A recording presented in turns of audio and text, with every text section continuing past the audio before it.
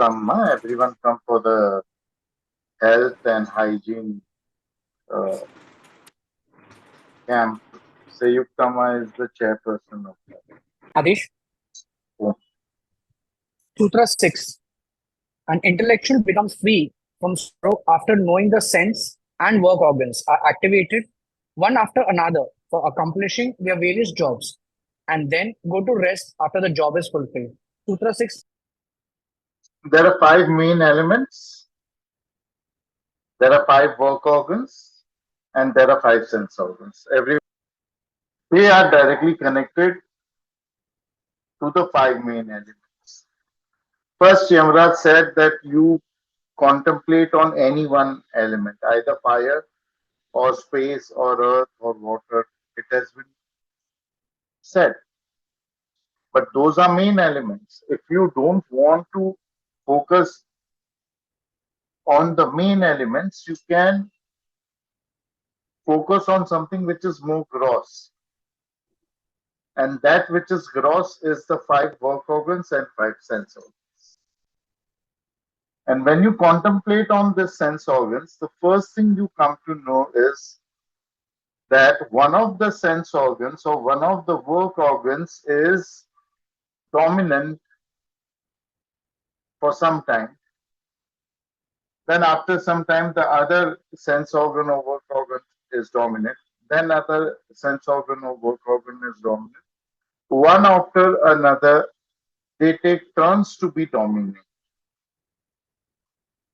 Like, for example, if one of the sense organs is dominant, with that same sense organ, the same work organ will be dominant. The way you have trained your body mind system to be like that, or the way your planets are placed.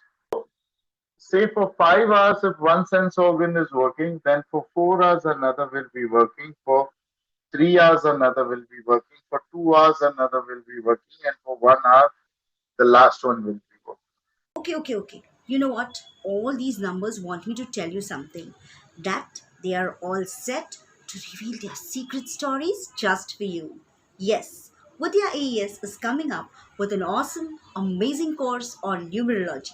It is taught by none other than Dr. Shrihitesh Guruji. I have been personally benefited a lot from this course, and now it's your turn. For further details and best early bird offer, contact your mentors or call on the following given numbers. Hariom, that's it. So this elements, if you go into the depth and you understand that, you will receive self-realization. There is nothing, you know, hidden in that. If you go into detail of any one thing, you will receive self-realization. And for people who have crossed the levels of self-realization, for them, they have to understand that they must know the senses, the work organs, the elements, the breath, the motion, the laws of motions, the law of atoms and molecules, electrons and protons. Alchemy, it is known as. They must know devotion. They must know poetry, and they must know all that reaches one to self-realization. Music, cruelty, martial arts, lust. If they master everything, they will learn how to bring anyone to self-realization. It won't be like this one cannot get or that one cannot get. When you know everything, including your breath, you will understand one thing very well, that even if the person is non-deserving, or even if the person is doing everything wrong to get self-realization, still if the person is having just one point, that person is devoted to you, then it is absolutely possible that you can grant self-realization to that person. That person can be, even retarded mentally. But when you know these things, you know aura, you know chakra, you know the kundalini, you know yoga, you know tantra, you know that every person, forget every person, every being has something within them to get liberated. It can be a spirit, it can be a worm, it can be a germ, it can be an animal, it can be a wild animal, it can be a bird. You can give self realization to anyone. If you don't believe in me, I'm going to add Shambhu Guruji. Shambhu Guruji, when who all are dealing with deities and fairies and angels, they all will agree to what I'm saying. When we are giving self-realization, when I'm granting self-realization, blessing someone with self-realization, is that person alone?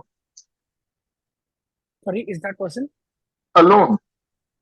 Or are there other deities, other entities, spirits around who are wanting self-realization? There are others. In this class, up till now, there have been two spirits who have been enlightened, who have been liberated in this class. All the deities, they come and listen when an enlightened person is giving knowledge about self-realization. There are very rare, very few gurus who are self-realized, who are enlightened,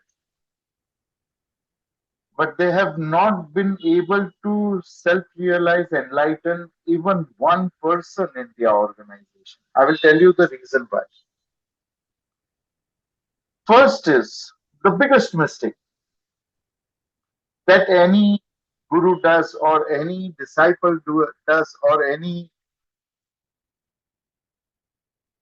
person who wants to give self-realization to someone does, or any self-realization person also does, is that they feel they are liberated, so they are God.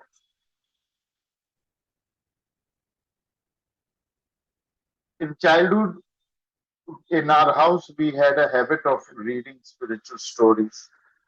So one day in a newspaper, there was a spiritual story, not spiritual, but spiritual, that a small hare, a rabbit, small rabbit, had given birth to the babies, and people from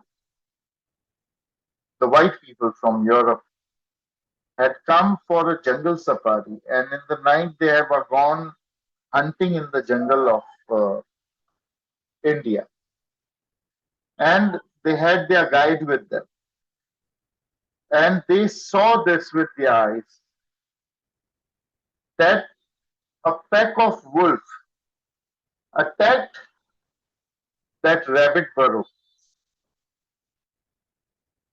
and the mother rabbit, the father ran away. The mother rabbit fought for around 1.5 hours before dying with the pack of wolves to save her child, to save her kids. I immediately told my mom that I feel this rabbit must have been self realized in that fight while during that fighting. And my mom ridiculed that only humans can get liberation. That is the problem.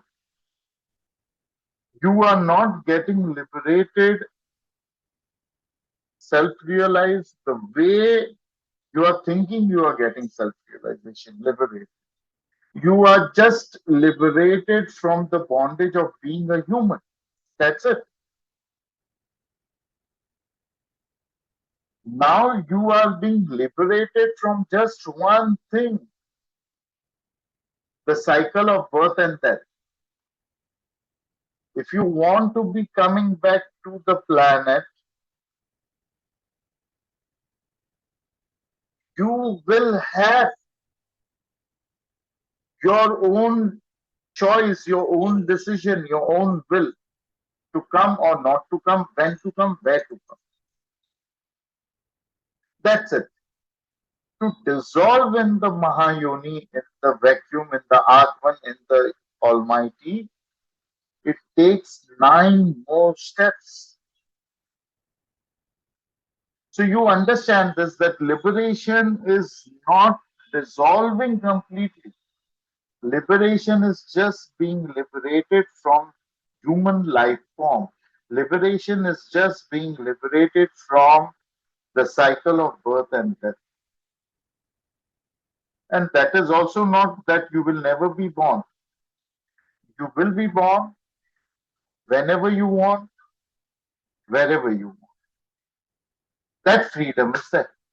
Once you start crossing the levels of enlightenment, you start liberating yourself in such a way that finally nothing remains of you. Everything is liberated from you, and you are at the Mahabindu. You absolutely don't exist. Your body may exist, does not exist. I exist. I don't know.